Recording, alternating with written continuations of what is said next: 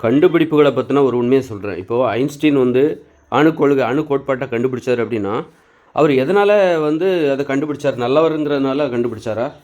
அப்படி கிடையாது. கண்டுபிடிக்கிறது அவருடைய தகுதி. கண்டிப்பாக அவர் தான் கண்டுபிடிச்சிருப்பார். நல்லவராக இருந்தாலும் சரி, கெட்டவராக இருந்தாலும் அவர் வந்து அதை கண்டுபிடிச்சிருப்பார். ஆனால் அவர் நல்ல பண்புகள் இருந்ததுனால தான் அந்த உலகத்துக்கு அவர் தன்னை தெரியப்படுத்த முடிந்தது. அவரிடம் நல்ல பண்பு இருந்திருக்கலாம், அதுக்கு அவங்க அம்மா காரணமாக இருந்திருக்கலாம், அவங்களுடைய ஆசிரியர்கள், அவர்கிட்ட பணிவு இருந்திருக்கலாம், பிறரிடம் கற்றுக்கொள்கிற அந்த பணிவு நல்ல பண்புகள் தான் அவரது தகுதியை, அதாவது திறமை, அதை கண்டுபிடிக்கிறார்ல, அதை இந்த உலகத்துக்கு காட்டுவதற்கு காரணமாக இருக்கிறது. அவர் ஒருவேளை கெட்டவராக இருந்திருக்காருன்னு வச்சுக்கோங்க, அவர்கிட்ட பணிவு இல்லை, அப்பவும் அவர் அதை கண்டுபிடிச்சிருந்திருப்பார். அவர் அந்த அணுக்கோட்பாட்டை கண்டுபிடிச்சிருந்திருப்பார். ஆனால் இந்த உலகத்துக்கு தெரியப்படுத்த அவருக்கு முடியாது. இந்த உலகத்தில் அவரை வந்து அதை தெரியப்படுத்துறதுக்கு பணிவு வேணும். எப்படி அந்த தெரியணும், ஒரு உண்மையை வந்து இந்த உலகத்துக்கு காட்டும்போது இந்த உலகத்தை பற்றி புரிஞ்சுக்கணும். ஒரு போட்டி இருக்குது, பொறாமை பிடிச்ச இந்த உலகத்தில் வந்து எப்படி வந்து தனது கண்டுபிடிப்பை மக்களுக்கு அறிமுகப்படுத்தணும், அதற்கான சூழ்ச்சி, யார் நல்லவங்க, யார் கெட்டவங்க, யார் ஏமாற்றுவாங்க, ஏமாற்ற மாட்டாங்க, யார் நம்பிக்கையானவங்க, இதெல்லாம் தெரிஞ்சு தான் தெரியணும். அதற்கு அவர்கள் மனிதர்களை பற்றி அவர் புரிதல் இருக்கணும்.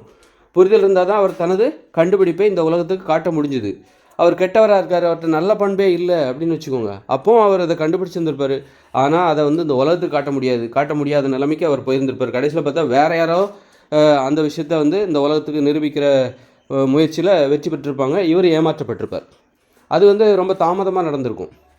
அப்படித்தான் வந்து இங்கே வந்து என்ன நடக்குது அப்படின்னா, இப்போ ஒவ்வொரு மக்கள் வந்து சரியாக வழிநடத்தப்படாத போது மக்கள் வந்து நிறைய போதை பழக்கங்களுக்கு அடிமையாகிறாங்க, மதுபான கடைகளை திறந்து வைக்கிறாங்க, சிகரெட் பீடியெல்லாம் விற்கிறாங்க. இதனால் நிறைய பேர் கண்டுபிடிப்பாளர்கள் என்ன பண்ணுறாங்க, இளமையில் வறுமையால் பாதிக்கப்பட்டு, போதையால் பாதிக்கப்பட்டு, ஆனால் அவங்ககிட்ட அந்த தகுதி இருக்குது, எதையோ ஒன்று இந்த உலகத்துக்கு காட்டக்கூடிய தகுதி இருக்குது, ஆனால் அது அவங்களால முடியாமல் போனதுக்கு என்ன காரணம்?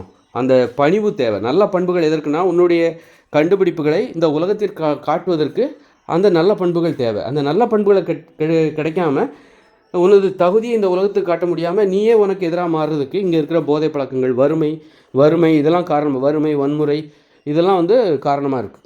இப்போ அந்த வகையில் இப்போ நான் முதல் மனிதன் என்கிற வகையில் நான் நிறைய கண்டுபிடிப்புகளை நான் கண்டுபிடிச்சேன். ஆனால் அந்த உலகத்துக்கு என்னால் காட்ட முடியல. காரணம் என்னது? நானும் இதே போல் வறுமை, வன்முறை உணர்ச்சி, அது மாதிரியான பழக்கங்களுக்கு இப்போ நல்ல பண்புகள் இல்லாமை, இதெல்லாம் வந்து காரணமாக இருந்தது. என்னை நான் இந்த உலகத்திற்கு எனது கண்டுபிடிப்புகளை முன்வைக்க முடியாமல், மிக உயர்ந்த கண்டுபிடிப்பு கலைகளை கண்டுபிடித்திருக்கிறேன், ஓவியங்களை கண்டுபிடித்திருக்கிறேன்.